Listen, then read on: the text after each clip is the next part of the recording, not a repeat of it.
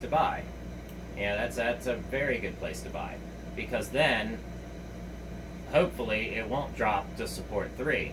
But it looks like we are going back down, and we're just about at our bottom, so it should swoop back up. Now we can take and, of course, use other indicators to see what's happening. We can use a Bollinger Band. We can use the Ichimoku clouds. We can use, let's see here.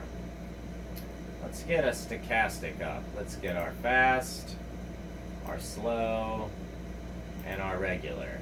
And you'll see how similar they all are and how quickly they react. So you can trade with a fast stochastic.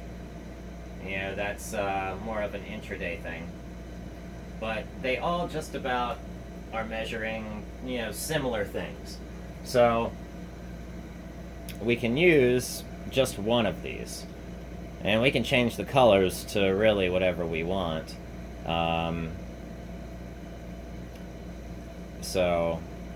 But we can see when the stochastic is down, we're also down here in our weighted zone or area. So we know that that's a downtime, or a good time to buy. So let's get rid of our fast stochastic. We're not day trading right now. We're just exampling. Let's get rid of our DMA.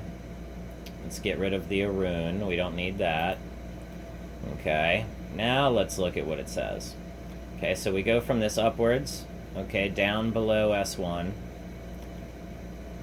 We go back up to the pivot point, and then down to S1, and across the pivot point, okay? So between S1 and R1 is where we're making our moves. Now here we have a move from the S1 all the way up to the R3. Very nice move, and we could have caught it here on our stochastic. And many other indicators. Say once we would have gotten above this level here, we would have bought. So at 1634 to 1946, of course, it would have been a couple day move.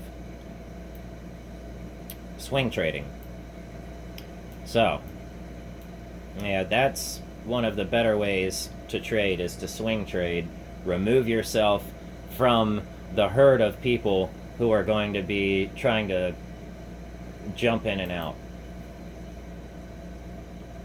So, now we can see on the 10-minute chart, we're at an S2. Okay, here's an S3. But this is day trading. Well, you could still swing trade from day to day from the 10-minute daily chart. So,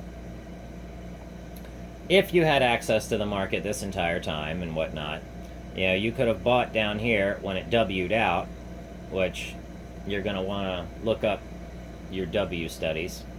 Downwards W's are usually bullish signs, and we got way down here into the S3. Now, if it gets to the S3 and recovers, that's a buy signal. 1564, 1605, here's an S3, there's your recovery, no action, but it does pull back to the pivot and goes above it. So S3 is typically the bottom. That's why I like to use the rune. And that helps me trade for the trend. Now, you can use other trend indicators like SAR or Super Trend or, your Vortex indicator. Here we go. Here's Vortex. Here's our, let's do our Weiss wave. Okay. Now, if we zoom, we can see and almost compare what happens when we reach those levels with, as we reach an S2, the band gets wider. Okay?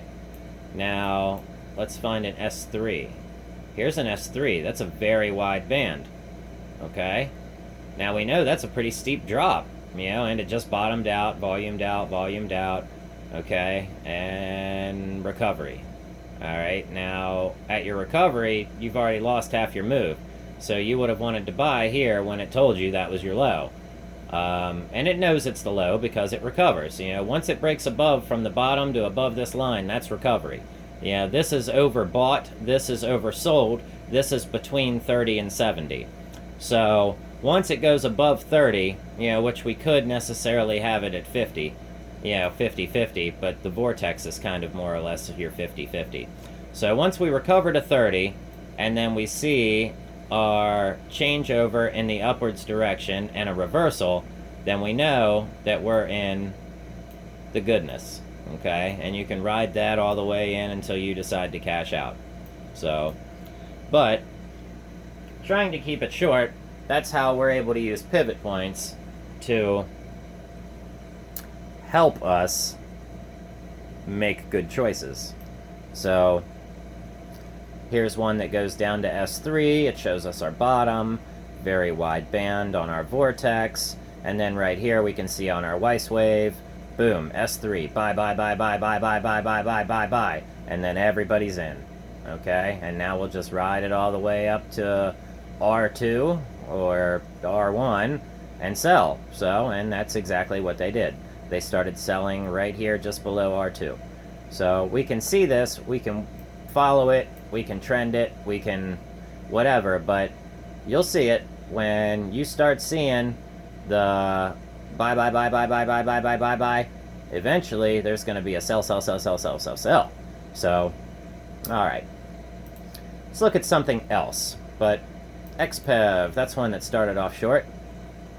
Alright. XPEV is going back up after they had their drops down into their, S2 zone. They are starting to go back up, but they're only touching the pivot point, and until all of, excuse me, until all of the shorts are done in this particular run, until they're done beating it down, yeah, the short market's got control. So, there are awesome indicators that I like using to see volume. Let's see, subcharts. You can use the volume indicator. And there are many other indicators that help you see volatility. So, but you can see that when we get all leveled out and flat right here, this is just indecisionness. It eventually makes a move. So, we're looking for it to, it eventually flatlines and then makes a move. It's very interesting to look at, charts like this that drop, look, well below the S3, pull back above the S1, but never make it above pivot, and then drop off again. And you can see that that's still a downwards trending stock if that's what's happening. So until it starts to break R1, it's not trending up. But, alright, now we'll cut it off. Happy trading!